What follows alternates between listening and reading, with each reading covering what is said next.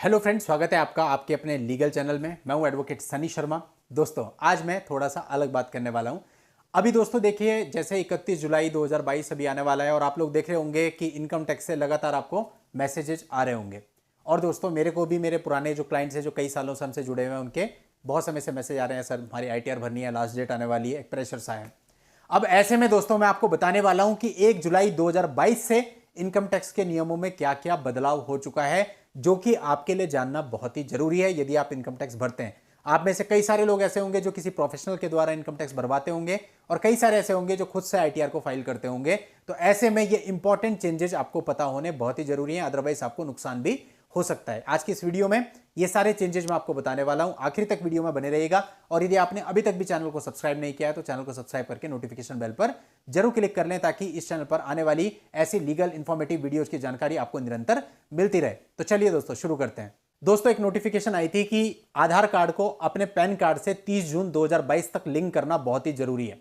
अभी जिन लोगों ने लिंक कर लिया उनके लिए तो बहुत अच्छा है, लेकिन जिन लोगों ने लिंक नहीं किया उन लोगों को अब पेनल्टी देनी होगी और लेट फीस के साथ अब वो अपने आधार कार्ड को पैन कार्ड से लिंक कर पाएंगे। और दोस्तों, ऐसा करने के लिए लास्ट जो तारीख है वो आपको 31 मार्च 2023 दी गई है। यदि आप तब तक भी अपने आधार कार्ड को अपने पैन कार्ड से लिंक नहीं करते हैं तो आपका जो पैन नंबर है वो वैलिड नहीं रहेगा और आप उसको आगे कभी यूज नहीं कर पाएंगे। आपका जो पैन है वो इनएक्टिव हो जाएगा। सेकंड चेंज दोस्तों 1 जुलाई 2022 से सभी लोगों पे एप्लीकेबल हो जाएगा। यहां पर जो आपकी होम लोन की EMI है ये महंगी हो चुकी है। रिसेंटली RBI ने अपने रेपो रेट को इंक्रीज कर दिया है। इसका प्रभाव यह हुआ है कि FD पर जो इंटरेस्ट है वो भी बढ़ गया है, लेकिन साथ साथ होम लोन की जो EMI पे इंटरेस्ट आप देते हैं वो भी बढ़ गया है और 0.50% का इसमें बढ़ोतरी हुई है। लाइक अगर पहले आप 7% इंटरेस्ट देते थे तो अभी आप 7.5% इंटरेस्ट पे करेंगे। नेक्स्ट जो दोस्तों जो बदलाव आया है ये आया है 1 जुलाई 2022 से।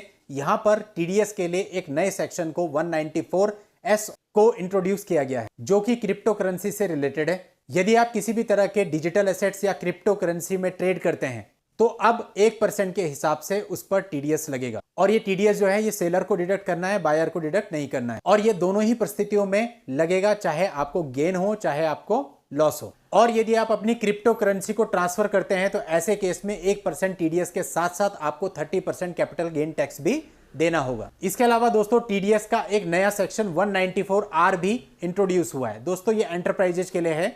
यहां पर आप पर 10% TDS लगेगा। यदि कोई भी एंटरप्राइज या बिजनेस कोई प्रिक्विस्टी या बेनिफिट्स देती है तो उस पर यह TDS लगेगा। जो एंटरप्राइज बेनिफिट्स या प्रिक्विस्टीज देती है वो रेसिडेंट भी हो सकती है और नॉन रेसिडेंट भी हो सकती है, लेकिन जिस एंटरप्राइज को ये बेनिफिट्स या प्रिक्विस्टीज दी जा रही है वो रेसिडेंट होनी आवश्यक है। ये बेनिफिट्स या प्रिक्विस्टीज कैश में भी हो सकते हैं या अदर काइंड में भी हो सकते हैं। और ये जो TDS होगा ये गिवर डिडक्ट करेगा और वही डिपॉजिट करेगा। दोस्तों सीधी लैंग्वेज में बात यह है कि यदि एक एंटरप्राइज दूसरे एंटरप्राइज को कोई गिफ्ट देगा तो ये TDS 10% एप्लीकेबल होगा। और साथ ही यहां पर अमाउंट भी खोली गई है कि यदि ये गिफ्ट या बेनिफिट जो भी दिया जाएगा इसकी कीमत 20,000 रुपए से ज्यादा होगी, केवल तभी एप्लीकेबल होगा। यदि 20,000 रुपए से कम का कोई गिफ्ट एक एंटरप्राइज द्वारा दूसरे एंटरप्राइज को दिया जाता है तो फिर ये एप्लीकेबल नहीं होगा। फॉर एग्जाम्पल कोई छोटा गिफ्ट दिया जाता है, जैसे आपने देखा होगा कंपनीज कई बार होता है कि बहुत छोटे छोटे गिफ्ट्स लाइक कैलेंडर्स होते हैं, वॉच हो सकती हैं, टाइम पीस घड़ियां हो सकती हैं, ये सब चीजें देती है। तो ऐसे में इनकी वैल्यू 20,000 से कम होगी जनरली, तो फिर ये TDS नहीं लगेगा। लेकिन यदि दिए गए गिफ्ट की कीमत 20,000 रुपए से ज्यादा है तो फिर ये TDS 10% एप्लीकेबल होगा। तो दोस्तों ये सारे चेंजेस 1 जुलाई 2022 से हो चुके हैं। तो यदि आप इनकम टैक्स भरते हैं और जितनी मैंने आपको कंडीशंस बताई इनमें से कोई भी कंडीशन आप पर लागू होती है तो आपको इनका अब ITR भरते हुए ध्यान रखना है, अदरवाइज आपको नुकसान हो सकता है।